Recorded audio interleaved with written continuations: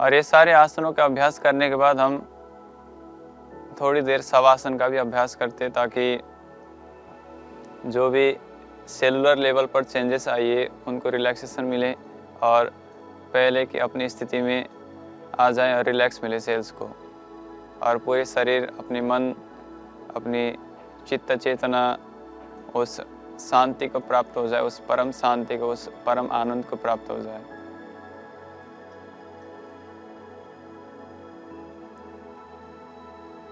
अपने दोनों हाथों को कमर के साइड में, हथेली को आकाश की ओर करके अपने श्वास प्रश्वास में ध्यान देते हुए आंखें बंद रखें।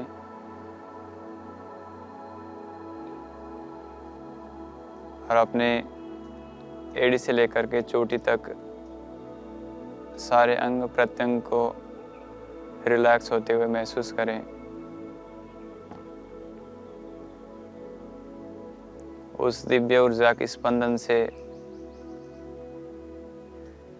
मेरे अंदर आनंद घटित हो रहा है, आनंद प्रतीत हो रहा है।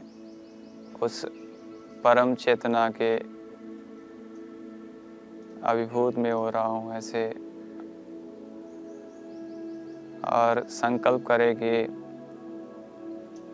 मेरे शरीर में जो व्याधि है, उस व्याधि से मैं निजात पा रहा हूँ, उसको मैं ठीक कर पा रहा हूँ, उससे मैं ठीक हो रहा हूँ।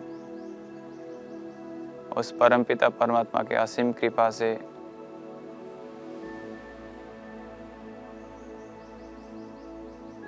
मैं एक रोगी काया से निरोगी काया को प्राप्त कर रहा हूँ।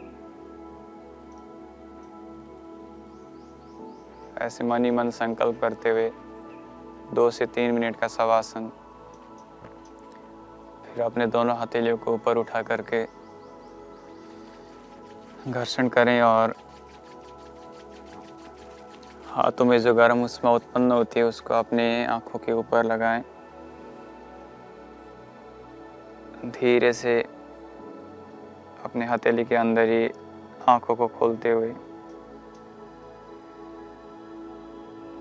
बाईं करवट लेकर के उठ करके बैठ जाएं।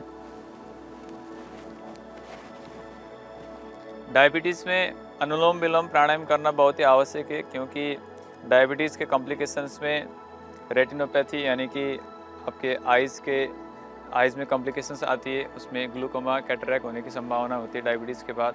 और नेफ्रोपैथी और न्यूरोपैथी यानी कि नर्वस वीकनेस, नर्वस फैटिगनेस और किडनी सेल्स में भी कमज़ोरी आने लगती है ज़्यादा मात्रा में ब्लड में शुगर फ्लो होने के कारण से।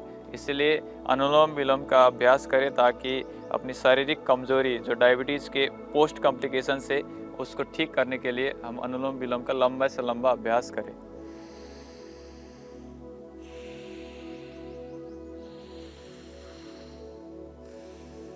अधिकतर बच्चों में जिनको टाइप 1 डायबिटीज़ होता है, उनकी आंखें कमज़ोर होती है, उनकी रोशनी कम हो जाती है, तो उनके लिए ये अनुलोम विलोम का अभ्यास 1-1 घंटे 2-2 घंटे अनुलोम विलोम का अभ्यास करें।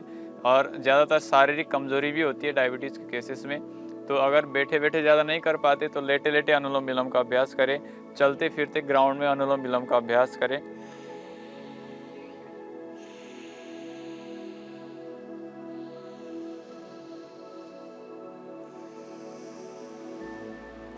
ऐसे अनुलोम विलोम का अभ्यास लगातार प्रतिदिन 1-1 घंटे 2-2 घंटे करने से diabetic retinopathy, diabetic nephropathy, diabetic neuropathy, ये सब से निजात पाने में बहुत ही लाभ करता है, बहुत ही मदद करता है अनुलोम विलोम प्राणायाम। तो आइए अब अनुलोम विलोम प्राणायाम के बाद हम करते भ्रामरी प्राणायाम।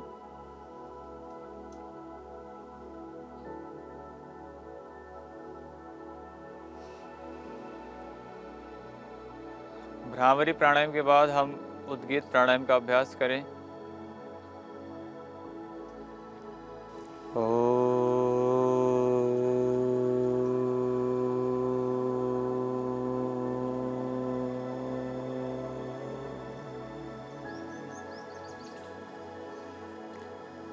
उद्गीत के बाद हम मौन हो जाते हैं और अपने अंदर संकल्प करें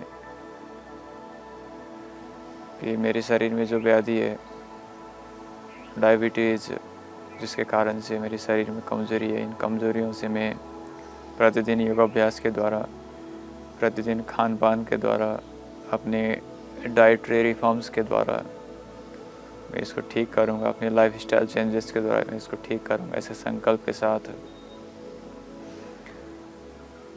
प्रतिदिन नित्य योगाभ्यास, आसन, प्राणायाम, मुद्रा बंद के साथ, आयुर्वेद औषध के सेवन के साथ, मधुग्रीट वदी, मधुनासिनी वटी, ऐसे आयुर्वेद औषध का पान करना और प्राकृतिक चिकित्सा में हम सदाबहार के पत्तों का सेवन करना, गुड़हल के पत्तों का सेवन करना और खीरा, करेला, टमाटर के जूस का प्रतिदिन नित्य सेवन करना, ऐसे अपनी आहारचर्या, अपनी दिनचर्या के साथ में अपने आप को उभारूंगा, अपने आप को ठीक कर लूँगा। ऐसे संकल्प के साथ आइए दोनों हाथों को ऊपर करके घर्षण करें और गरम गरम हथेलियों में जो ऊर्जा उष्मा उत्पन्न होती है उसको अपनी आंखों से, अपने चेहरे से समाहित करते हुए धीरे से आंखों को खोल दीजिए। तो आज हमने जाना कैसे हम योगासन, प्राणायाम के द्वारा, प्राकृतिक चिकित्सा के द्वारा, कुछ आयुर्वेद औषध के सेवन के द्वारा हम डायबिटीज़ जैसे घातक बीमारी और उसके कॉम्प्लिकेशंस से ठीक हो सकते, उसे निजात पा सकते, अपने पेनक्रियाज को रिजुविनेट कर सकते, रिजेनरेट कर सकते। ऐसे ही अनेक रोगों से ठीक होने की ये अद्भुत परंपरागत चिकित्सा पद्धति को जानने के लिए इंडिया टीवी योग से बने रहिए, जुड़े रहिए। ओम, धन्यवाद, नमस्कार।